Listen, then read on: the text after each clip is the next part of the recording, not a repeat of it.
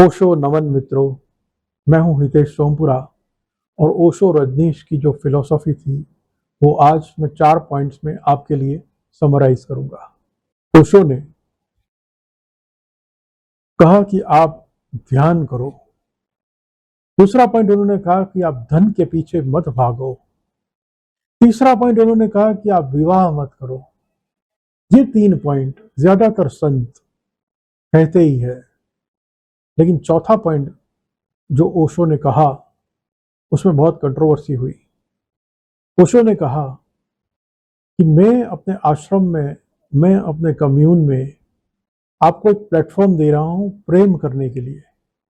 प्रेम अलग अलग लेवल पे होता है, फिजिकल भी होता है, स्पिरिचुअल भी होता है, और हमारे अंदर बहुत प्रेम है, लेकिन हम इस प्रेम को व्यक्त नहीं कर पाते, एक्सप्रेस नहीं कर पाते, क्योंकि समाज के दायरे जो है वो बहुत ही तंग है, समाज के नियम जो है बड़े स्ट्रिक्ट है।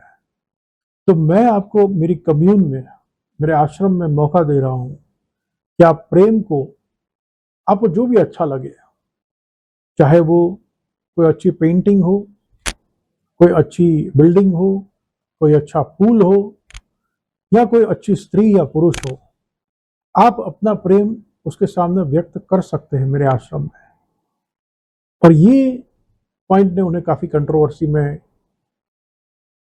ले आया। लेकिन अगर ओशो की फिलोसॉफी अगर हम समझे तो उसमें ये मेन 4 पॉइंट है। उन्होंने ध्यान करने पर इंसिस्ट किया।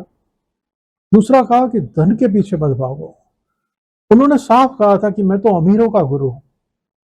अगर आप अपनी रोजी रोटी और अपने धन कमाने के पीछे लगे हुए हैं तो मेरे आश्रम से कुछ दिन छुट्टी ले लीजिए, बाहर जाइए, धन कमाइए और धन कमा के वापस मेरे आश्रम में आइए।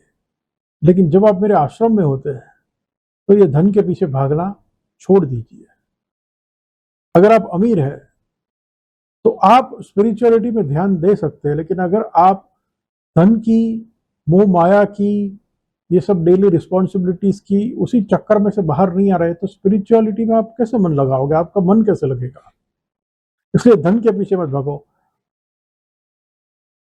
तीसरा उन्होंने कहा विवाह मत करो। शादी जो है वो एक बंधन उत्पन्न करता है। ये फिलोसॉफी है ओशो की, जो मैंने शॉर्ट में आपको बताई।